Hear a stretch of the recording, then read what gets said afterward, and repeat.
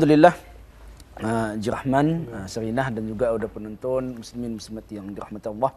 Kali ini dalam ceramah Ramadan bulan mulia memperkatakan tajuk qada, fidyah dan kafarah puasa.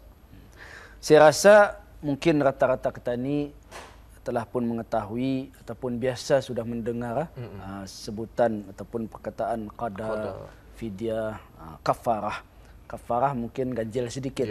Kalau qada selalu sudah akan timbul persoalan demi persoalan, dan juga fidyah pun macam itu juga akan kena persoalkan. Tiba saja bulan Ramadan ataupun sebelum datang bulan Ramadan, banyak yang akan mengqada puasanya, banyak yang akan membayar fidyahnya. Dan di sini dalam kesempatan ini kita ni bercerita ataupun memperjelaskan serba sedikit mengenai dengan kedudukan hukum ketiga-tiga perkara tersebut. Menurut hukum syarak, orang yang meninggalkan puasa itu ada beberapa golongan. Yang pertama, orang yang diwajibkan qada sahaja. Yang kedua, orang yang diwajibkan qada dan fidyah. Yang ketiga, orang yang tidak diwajibkan qada tetapi wajib fidyah. Dan yang keempat, orang yang diwajibkan kafarah. Artinya ada 4 golongan, ada 4 perkara ni. Jadi kita ni perhatikan baik-baik. Manalah tahu di antara 4 ini ada tergolong di dalamnya, terkandung di dalamnya. Yang pertama, orang yang diwajibkan qada sahaja. Siapa ni orang yang diwajibkan qada ni? Yaitu qada puasa hanya diwajibkan kepada mereka yang berbuka puasa di bulan Ramadan, sama ada dengan keuzuran syar'i ataupun tidak. Itu punya poin besar. Anda kira sama ada ni dalam bulan Ramadan ni kita ni berada pada hari yang ke-13. 13 ya. Kita ni tanyalah diri kita ni sendiri, hari ini kita ni puasa ke tidak? Barangkali mungkin ada yang dah puasa lupa niatnya. Contohnya sebagai contoh. Nah, kan nanti qada tu. Bila yang mengqada, habis saja kan, habis bulan Ramadan ini puasa dengan segeranya, dengan secepatnya. Tapi berbezalah. Orang yang uzur syar'i tidak diwajibkan mengqada dengan segera, tapi amat dituntut digalakkan lah. Dan orang yang tidak berpuasa bukan kerana uzur syar'i, saja-saja lupa apa dan yang lain-lain, dituntut benar-benar, digalakkan benar-benar untuk mengqada dengan secepatnya, dengan sesegeranya. Artinya selepas bulan Ramadan, bulan Syawal lah itulah, habis saja 1 hari 1 Syawal, selepas 2 Syawal dan seterusnya. Siapakah mereka? Yang pertama, orang yang sakit yang ada harapan sembuh, yang diwajibkan qadanya. Contoh ia sakitlah, tapi ada harapan sembuh. Sekejapnya sakitnya. Seperti demam, macam demam dia. Ini bulan Ramadan ini mungkin bulan minggu lepas ia dah puasa. Apa sebab? Demam. Mungkin demam benar-benar, sakit kepala benar-benar. Dia lagi dapat ditahan-tahan lah. Kalau sekadarnya ia cuba berusaha untuk bertahan, dapat, alhamdulillah. Kalau tidak, ia akan istilah orang yang sakit, bolehlah ia berbuka puasa, tapi diwajibkan qada. Dan yang kedua, orang yang musafir. Tadi itu orang yang sakit tapi ada harapan sembuh. Yang kedua, orang yang musafir dalam pelayaran. Di antara orang yang diberikan kelonggaran dalam menunaikan ibadah puasa. Dan keharusan berbuka puasa Ramadan kerana musafir hanya diberikan kepada mereka yang memenuhi syarat-syarat musafir. Yang pertama, hendaklah jarak perjalanan pergi belayar itu tidak kurang daripada 2 marhalah.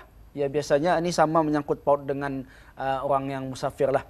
Mesti 2 marhalah, iaitu 91 km ataupun 56 batu. Kalau kita ni daripada Bandar Seri Begawan menuju ke negara jiran, ke Belait ataupun ke Miri, cukup syarat sudah tu. Boleh musafir sudah. Musafir. Tapi berjalan ke menggunakan kenderaan tu? Mana tu saja. Kalau ia sanggup berjalan, itu dah ada masalah. Yang penting ia sudah berniat untuk musafir. Lebih 2 marhalah. Hatta pakai unta kah di zaman dulu kan pakai unta. Dan ada juga yang berjalan. Jadi sekarang ni zaman sudah moden, zaman sudah canggih, pakai kereta kah, kapal terbang kah. Walaupun sampainya tu sekejap, dah jauh batah ninya. Namanya jauh tu, kenderaan sudah canggih, memanglah anda batah. Kalau pakai unta tu batah lagi tu.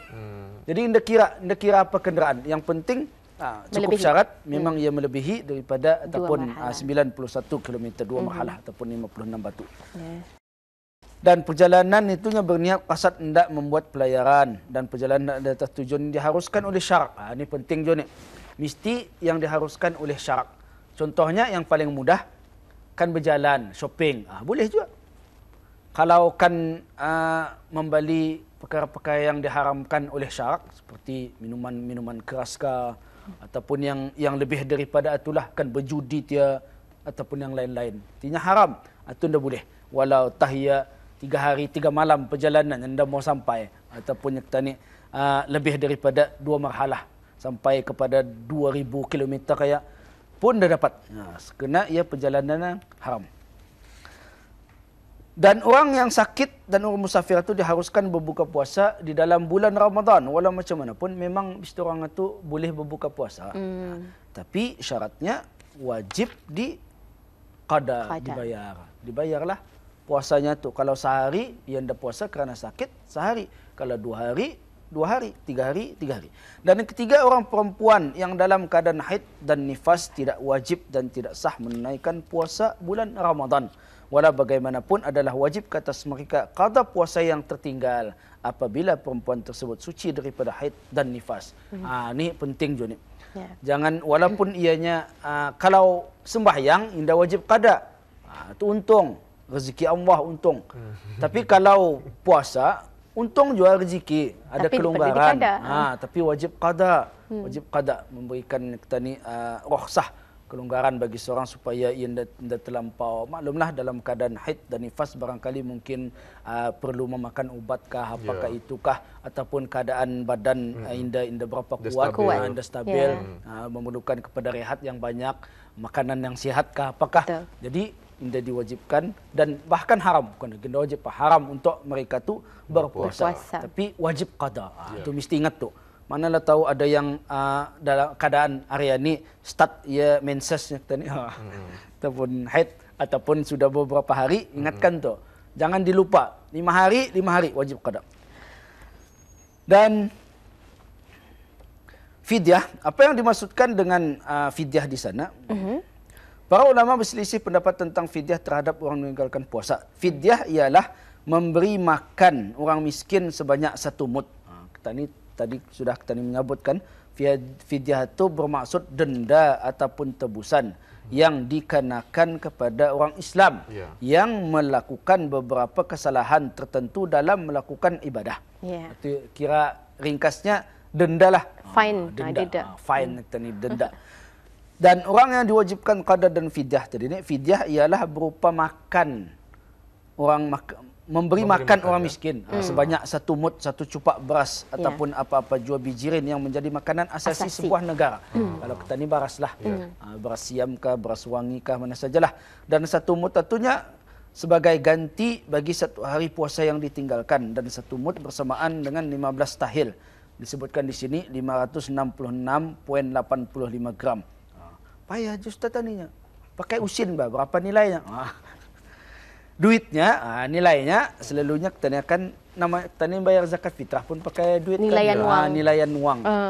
Beras siam 48 sen. Setakat tani. Dan alhamdulillah memang daripada dulu sudah anda berubah, sebab kita ni alhamdulillah kerajaan ke bawah duli ada subsidi 48 sen. Ingatkan ni, kalau yang 3 hari diwajibkan ke atasnya bayar fidyah kali 3 ya. 48 kali 3. Kalau beras siam, kalau beras wangi 71 sen. Artinya mahal sedikit, 71 sen. Orang kita ni Brunei biasanya dilengkapkannya macam RM1. Digenapkan itu. Genapkannya RM1 lebih kurang lah. Okey, 1 sudah selesai, orang yang diwajibkan ke atasnya qada. Yang kedua fidyah, diwajibkan ke atasnya fidyah. Orang yang tidak berdaya menunaikan puasa Ramadan, Islam memberikan jalan keluaran tertentu kepada mereka. Orang yang diwajibkan ke atas mereka ni fidyah ni orang sakit benih. Orang sakit yang tidak ada harapan sembuh. Artinya bagi orang yang sangat tua dan orang yang sangat sakit yang tidak ada harapan untuk sembuh, tidak wajib ke atasnya berpuasa, tetapi diwajibkan ke atasnya fidyah. Orang tua di sini maksudnya ialah uzur syar'i yang benar-benar lah. Tapi kalau orang tua yang masih lagi ada kekuatan, masih ada tenaga, memang tetap wajib untuk menaikkan ibadah menaikkan puasa bulan Ramadan. Tapi ini atas nisbah secara umumnya yang tidak berdaya, yang sudah lemah, syaikhukah biasanya, yang sudah terlampau terlampau berumur lah, mungkin kita 90-an bawahi, barangkali atau mungkin 80-an. Ya. Tertakluk kepada kekuatan seseorang. Yang dah sama tu dah sama. Tapi Ustaz, maafkan saya, jika sekiranya individu yang sakit ni yang tidak ada harapan sembuh ni di kalangan mereka yang masih lagi muda, umpamanya mereka menghidapi penyakit-penyakit kronik, macam mana keadaannya? Ya. Adakah mereka ini tergolong dalam mereka yang perlu orang kita ni membayar fidyah? Macam mana? Ia termasuklah, ia sama ada kita akan lihat dan ia tertakluk kepada apa yang dikatakan oleh doktor pakar nanti. Ya, orang yang sakit. Sini sudah jelaskan, orang yang sangat sakit yang tidak ada harapan untuk sembuh. Artinya berbagai-bagai keadaan lah macam mana bentuk sakitnya. Tapi kalau yang sakit itu mungkin ada harapan untuk sembuh, ya semestinya terus bayar kepada fidyah. Ya mungkin ada masa untuk mengqada puasanya. Mungkin dalam 6-8 bulan akan datang ia mungkin sembuh daripada penyakit yang dideritainya. Jadi tunggulah pada waktu tertentu. Dan orang yang diwajibkan ke atasnya kalau fidyah, fidyah ini juga orang yang limpas daripada waktu yang ditentukan. Contohnya ia diwajibkan untuk mengqada puasanya pada tahun ini. Pada tahun ini. Selepas bulan Ramadan inilah. Limpas tu jual. Limpas dia sampai bulan Ramadan akan datang. Limpas tahun. 2 in 1 dia, dua-dua sekaligus. Diwajibkan ke atasnya qada tetap berjalan dan dalam masa yang sama diwajibkan ke atasnya fidyah. Dan fidyah itu akan berganda-ganda tu selagi dia tidak membayarnya. Akan sentiasa berganda. Kalau 2 tahun ia akan menjadi double. Kali 2. 3 tahun akan menjadi 3 dan seumpamanya secara umumnya. Dan orang yang wajibkan ke atasnya kafarah, ini yang terakhir. Masa sudah suntuk kafarah di sini orang yang membatalkan puasanya orang yang melakukan hubungan suami isteri ataupun bukan suami isteri. Artinya anda kiralah sama ada sengaja atau biasanya dengan sengaja ataupun mengetahui hukumnya. Ya, orang yang mengetahui hukumnya. Jadi di sini kesepakatan ulamanya kafarah bagi orang yang berbuka puasa dengan melakukan persetubuhan itu jima sama ada dengan perempuan ataupun binatang dengan sengaja tanpa dipaksa atau dengan maksud melanggar kehormatan dalam bulan puasa atau bukan kerana yang diharuskan berbuka puasa. Kafarah kerana persetubuhan tersebut ialah memerdekakan seorang hamba. Kalau ada, tapi sekarang ini mungkin memang ada. Apa gantinya? Kalau dadanya, hendaklah dia berpuasa 2 bulan berturut-turut. Ini biasa kita ni mendengar ni. Ini sinonimnya. Bisa-bisa kau jangan kau melakukan tentu-tentu. Keparah orang 2 bulan orang puasanya. Kus karing. Macam di lok masin betul. 2 bulan berturut-turut. Dan kalau anda mampu, alhamdulillah Islam ini cukup cantik, cukup unik. Alhamdulillah memberikan kelonggaran kepada umatnya. Kalau anda mampu untuk berpuasa 2 bulan berturut-turut, hendaklah dia memberi makan 60 orang miskin. Istilahnya di sana seorang itu 1 mud. 1 mud artinya 1 cupak. Mungkin beberapa ringgit. Dan setelah itu untuk 60 orang. Dan membatalkan puasa dengan jima ataupun setubuhan yang berlaku pada siang hari dalam bulan Ramadan adalah haram. Akan tetapi tidak wajib kafarah jika berlaku jima pada bulan-bulan yang lain selain daripada bulan Ramadan. Ini perbezaan.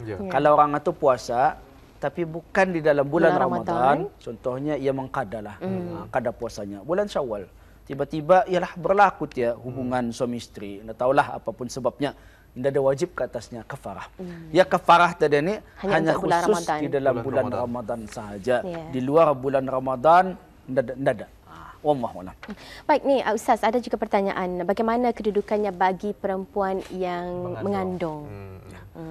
Alhamdulillah, bagi perempuan yang mengandung biasanya ia sama ada wajib ke atasnya qada sahaja ataupun qada dan fidyah. Jadi antara dua. Kalau ia takut untuk dirinya, artinya wajib ke atasnya qada. Tapi kalau takut untuk anaknya, untuk kesihatan anaknya, dua-dua dia wajib ke atasnya qada dan fidyah. So, mungkin ini biasa selalu ni kena tanya kalau dalam keadaan kami mengandungnya macam mananya. Mungkin barangkali ada sebab-sebab tertentulah. Doktor pun menyarankan supaya menjaga kesihatan, mesti ada makan takut mudarat juga. Takut ada kemudaratan kepada anak-anak dan seumpamanya. Jadi diwajibkan ke atasnya salah satu di antara dua yang tadi itulah. Jadi bagi wanita yang hamil ataupun menyusukan anak, jika dia takut akan mudarat kepada anaknya disebabkan dia berpuasa, maka dia haruskan berbuka dan wajib mengqada puasanya. Tapi selain daripada itu wajib fidyah kerana dia berbuka untuk menyelamatkan nyawa yang tidak berupaya menunaikan puasa itu. Artinya ringkasnya yang tadi itulah. Kalau ia takut kerana anaknya, untuk kesihatan anaknya, wajib ke atasnya qada dan fidyah. Alhamdulillah. Ya. Dan Ustaz, mengenai dengan qada dan juga fidyah. Ini pula kalaulah Ustaz, ada si anak telah pun meninggal dunia di waktu sebelum Ramadan lagi, dan juga si indungnya pula kan membayarkan fidyah untuk anaknya Ustaz, sudah yang sudah meninggal, dan juga umpamanya. usia anak itu dalam 30 tahun, mungkin ada yang pernah meninggalkan puasa. di bulan Macam mana Ramadan. cara untuk menggantikan si indung ini? Maksudnya anaknya tu apa? Indungnya yang nyorang on behalf lah, nyorang akan membayar fidyah untuk on behalf ataupun nyorang Anaknya tu mungkin mungkin ia tahu barangkali ada puasa. Dia sempat menunai qada puasanya dan juga sebagainya. Ya dua, ringkasnya boleh dua. Boleh saja bapanya tu ataupun anaknya tu bagi pihak bapanya yang telah pun meninggal dunia boleh mengqadakan puasa untuk bapanya. Tapi bagi boleh pihak, boleh juga ia membayar fidyah bagi puasa yang ditinggalkannya. Tapi yang bagusnya, yang afdalnya kalau ia mampu bayar qada lagi baguslah. Niat untuk berniatkan untuk anaknya, untuk bapanya dan semua. Kalau dari segi niat macam mana ni? Niat samalah macam biasa saja qada niat puasa. puasa qada untuk si fulan bin si fulan. Macam itulah. Wallahu. Alhamdulillah ya. Jadi memandangkan ya Serina ya. Mungkin memandangkan kita berada di penghujung dalam segmen kita, dan juga terima kasih diucapkan ya Ustaz ya yang bersama kita pada pagi ini menerusi ceramah Ramadan bulan mulia dengan tajuknya pada hari ini qada, fidyah dan juga kafarah puasa. Insyaallah Auda akan dapat bersama dengan Yang Mulia Ustaz lagi di masa akan datang dengan tajuk yang berlainan pula sepanjang puasa di bulan Ramadan. Terima kasih Ustaz.